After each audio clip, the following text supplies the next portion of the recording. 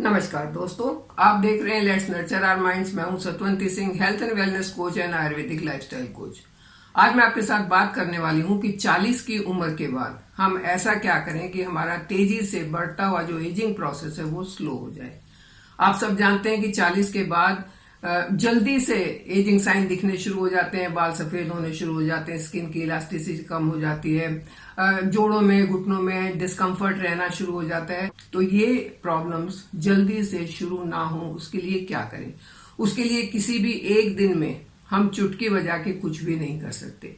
हम ये सोचेंगे कि अगर प्रॉब्लम स्टार्ट हो गई है और बढ़नी शुरू हो गई है तो हम यूं करेंगे और वो ठीक हो जाएगी, वो तो किसी कीमत पर ठीक नहीं होगी। उसके लिए हमें प्रिकॉशंस लेनी होंगी। क्या प्रिकॉशंस लेनी है उसके बारे में बात करेंगे। मैं आपके साथ बात करूंगी एक ऐसी ड्रिंक जो आपको इन मैक्सिमम चीजों से छुटकारा दिलवा सकती है, एजिंग के प्रोसेस को स्लो डाउन कर सकती है, आपकी स्किन के ग्लो को बना के रख सकती है और आपकी एनर्जी को भी मेंटेन करके रख सकती है। वो कौन सी ड्रिंक है उसके बारे में बात करेंगे, किन इंग्रेडिएंट से बनी उसके बारे में बात करेंगे। लेकिन मोस्ट इंपॉर्टेंट चीज ये है कि उसको बनाना कैसे है और पीना कैसे है। अगर ये बनाने और पीने का तरीका सही नहीं हुआ तो भी प्रॉब्लम होती है, तो भी उतने फायदे नहीं मिलते हैं जितने मिलने चाहिए। तो 40 की उम्र के बाद अपने आप को जवान रखने का तरीका सुनने से पहले अगर आपको ये टॉपिक अच्छा लग रहा है तो इसे लाइक कर दें, चैनल पर नए हैं तो सब्सक्राइब करें और बेल आइकन जरूर दबाएं। चलिए बात करते हैं कौन सी ऐसी आसान सी चीजें हैं जिन्हें हम अपनाएं और अपने इस प्रोसेस को स्लो डाउन कर दें। बिल्कुल रोक नहीं सकते आप, एजिंग को बिल्कुल नहीं रोक सकते क्योंकि कैलेंडर तो आगे आगे चलता ही जाएगा, चलता ही जाएगा।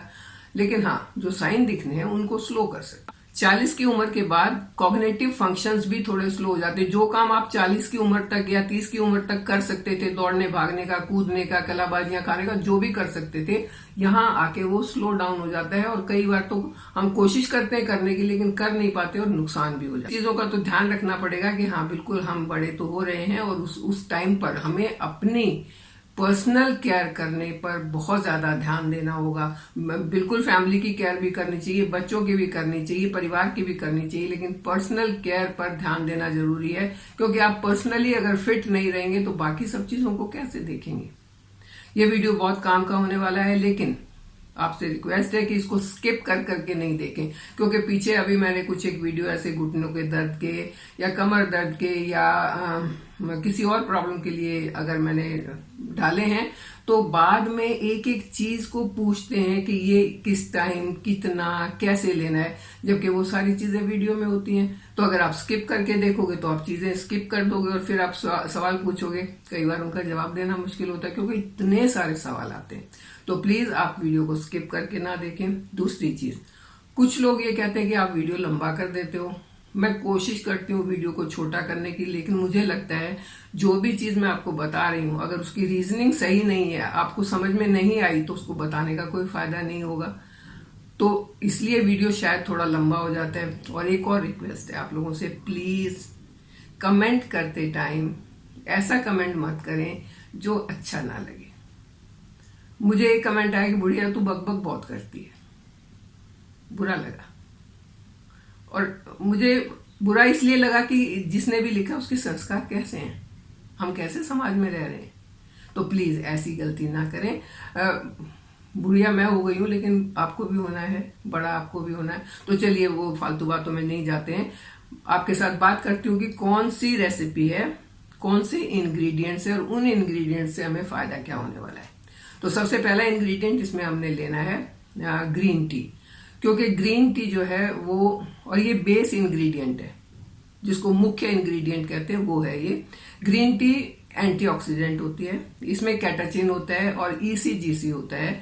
ये दोनों ही चीजें जो है वो बॉडी से ऑक्सीडेटिव डैमेज को कंट्रोल करती हैं। ऑक्सीडेटिव डैमेज क्या होता है कि हमारी बॉडी के फंक्शनिंग चल रहे हैं, पूरा टाइम हमारी बॉडी के अंदर अंदर काम चलते रहते हैं, चाहे वो रिपेयर का काम हो, चाहे वो हार्मोन्स का काम हो, जो कुछ भी काम चलते रहते हैं। सांस लेना, किडनी से कचरे को फ्लैश आउट करना, या जो भी काम है वो चलते रहते हैं। जब ये काम चलते हैं तो कुछ एक वेस्ट चीजें भी बनती हैं, जिन वेस्ट चीजों का हमारी बॉडी से निकलना बहुत जरूरी है। लेकिन 40 के बाद वो हमारी बॉडी की क्षमता जो है वो कम हो जाती है। और उस कम क्षमता होने के कारण बॉडी में टॉक्सिन जमा होने शुरू हो जाते हैं जो हमें नुकसान पहुंचाते हैं और वही ऑक्सीडेटिव स्ट्रेस का कारण बनते हैं, ऑक्सीडेटिव डैमेज का कारण बनते हैं।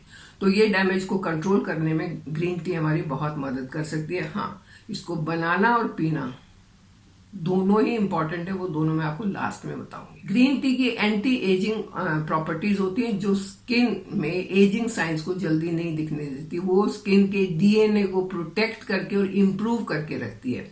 जब आपकी स्किन की इलास्टिसिटी सही रहेगी, जब आपकी स्किन में झुर्रियां नहीं दिखेंगी, तो आपका एक यंग लुक जो है वो हमेशा बना रहेगा। ग्रीन टी ब्रेन हेल्थ के लिए भी बहुत अच्छी है। 40 की उम्र के बाद अक्सर ऐसा देखा गया है कि या तो काम की वजह से या उम्र की वजह से या किसी और वजह से चीजें रख के भूल जाते हैं।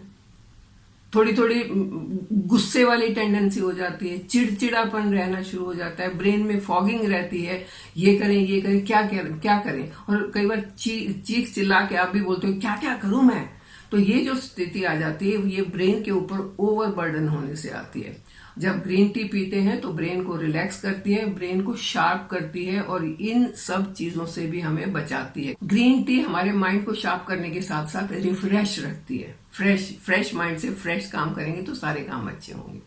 ये हमारे कोलेजन को भी बूस्ट करती है। कोलेजन आप जानते हैं कि बॉडी बिल्डिंग एक प्रोटीन है जो एक ग्लू का काम करता है। अगर वो प्रोटीन हमारी बॉडी में कम हो जाए तो स्किन ढीली पड़नी शुरू हो जाती है, मसल्स लूज हो जाते हैं, हड्डियां कमजोर हो जाती हैं और बॉडी में इधर उधर पेन होना शुरू हो जाता है। तो ये कोलेजन को मेंटेन करके रखती है ताकि वो कोलेजन हमारे पूरे काम आता रहे और हमारे स्किन में ये जो होने वाले डैमेजेस हैं उनको ना होने दे।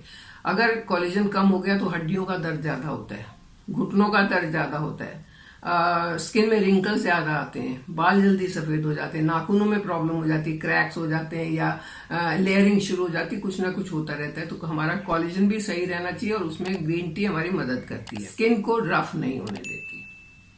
इसके साथ हमने लेना है नींबू, लेमन या लाइम, दोनों में से कोई एक चीज आपने लेनी है। तो लेमन या लाइम दोनों ही विटामिन सी रिच होते हैं और विटामिन सी हमारी बॉडी के लिए बहुत जरूरी है क्योंकि वो भी एक बहुत अच्छा एंटीऑक्सीडेंट होता है। तो ग्रीन टी और लेमन हमने ले लिया, ये हमने साइड में रख दिया है। अब बाकी चीजें लेंगे, उनको पहले प्रिपेयर करेंगे और फिर उसके बाद ग्रीन टी को यूज करेंगे। तो उसके बाद हमने लेना है 1 गिलास पानी, हमने लेना है 1 चुटकी सिनेमन पाउडर, 1 चुटकी black pepper, 1/4 teaspoon ginger powder. क्योंकि ये जितनी भी हर्ब्स के मैं नाम बता रही हूँ ये कोलेजन बूस्टर होती हैं और मैंने अभी बताया आपको कि कोलेजन हमारे लिए बहुत जरूरी है, तो उसको बूस्ट करने के लिए हमें ये चीजें लेनी है। इसके साथ साथ ये हमारी गट हेल्थ के लिए अच्छी हैं, तो गट में कचरा नहीं जमा होने देंगी, कॉन्स्टिपेशन नहीं होने देंगी, जो फ्री रेडिकल्स हैं उनको जमा नहीं होने देंगी, और जब गट हेल्थ अच्छी है तो हमारी टोटल हेल्थ अच्छी हो जाएगी। तो हमने 3 चीज ले ली है, सिनेमन, ब्लैक पेपर और जिंजर। आप एक चौथी चीज मिला सकते हैं, वो है अश्वगंधा, लेकिन वो अगर आप उसका टेस्ट आपको ठीक लगता है तो मिलाएं, नहीं तो उसको आप छोड़ भी सकते हैं। अब हमने 1 गिलास पानी में ये सारी चीजें डाल के 5 मिनट तक पकाना है। इतनी देर तक पकाना है कि 1/3 पानी जो है वो भाप बन जाए। आपका नीचे का जो काढ़ा टाइप जो नीचे का बचेगा, मान लो आपने 300 मिली पानी लिया है, 100 मिली आपका एवोपरेट हो गया, 200 मिली पानी आपके पास बच गया।